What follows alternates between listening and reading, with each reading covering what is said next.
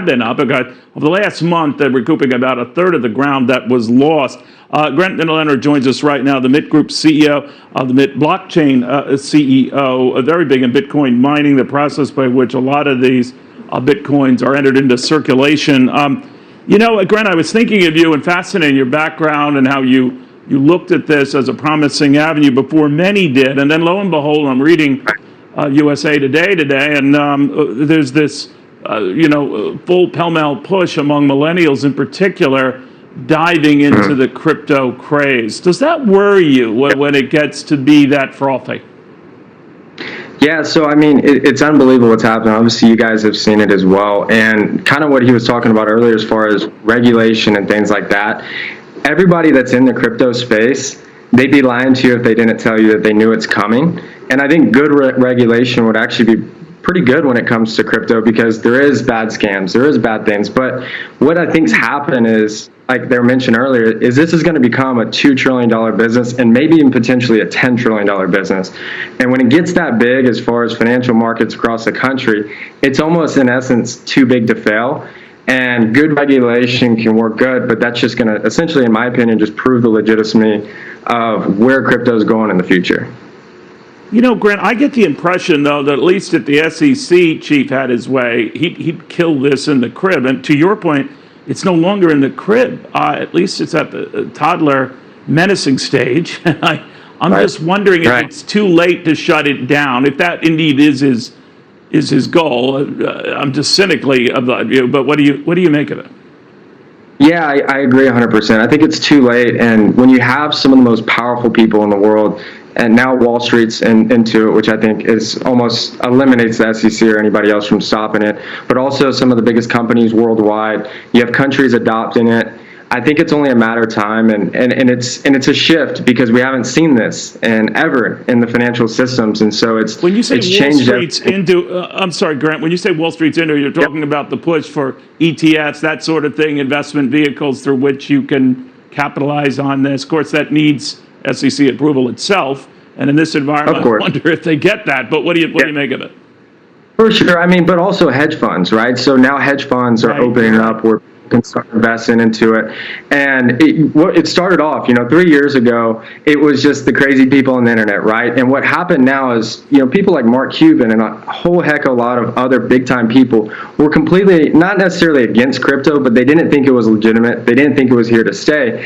And it's so interesting that those exact same people who are smart business people realize, you know what? I think I was wrong, and I think this is here to stay, and I think it has a tremendous amount of power worldwide. I told this story to someone just recently.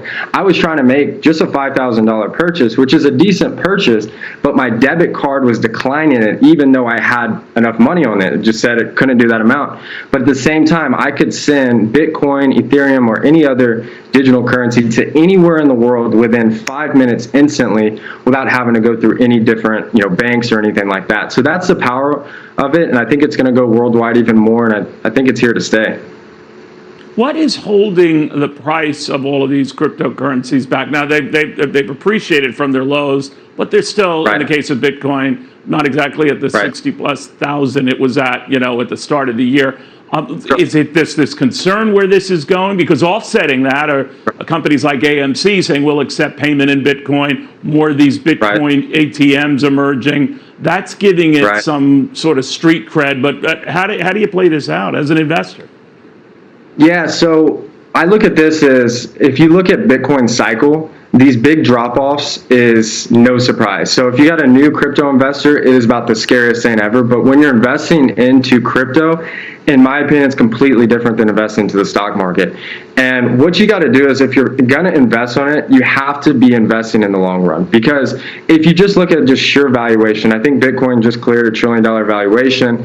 If it only matches gold, which I'm not sure exact, gold I think is at $9.5 trillion total market cap. If it only matches that market cap, that would put Bitcoin well over $300,000 per Bitcoin.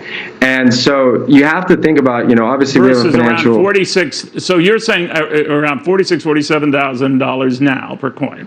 That it has the potential of getting over $300,000 based on what, a similar gold trajectory?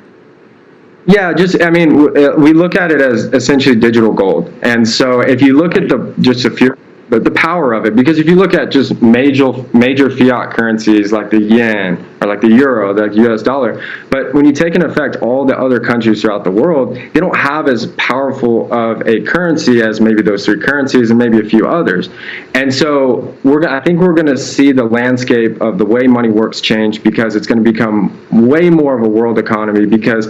You know this is we can pick up the phone and talk to any single person in the entire world instantaneously through the internet. Now we're able to essentially do the same with money. So it's going to be interesting to see what happens. What do you and how do you advise then, Grant, guys who want to be like you? You know, you were brave doing this when no one was, to your credit. But there are a lot of people here see your success. Oh, I can do what Grant did. What do you tell them, and how much money you, for want of a better term, risk? But how you play this? Yeah, absolutely. So for anybody that's trying to do it, I would say is number one, bet on yourself. Two is every single question to almost nearly any answer that you could ever want is now in the palm of your hands with your phone. So like I've built like one of the fastest growing solar companies in the state of Texas, and a lot of the principles and things I learned from it was directly from the internet and then applying it. Same thing with crypto is that's why we're seeing a lot of the younger generation on it. Maybe the older generation now they're kind of getting around to it because millennials are glued to their phones, they're glued to the internet, they're glued to social media, and they're seeing what's happening.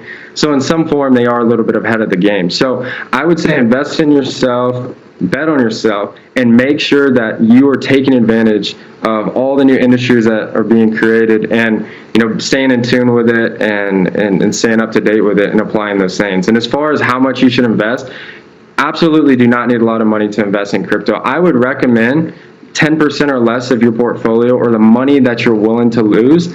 I feel way more confident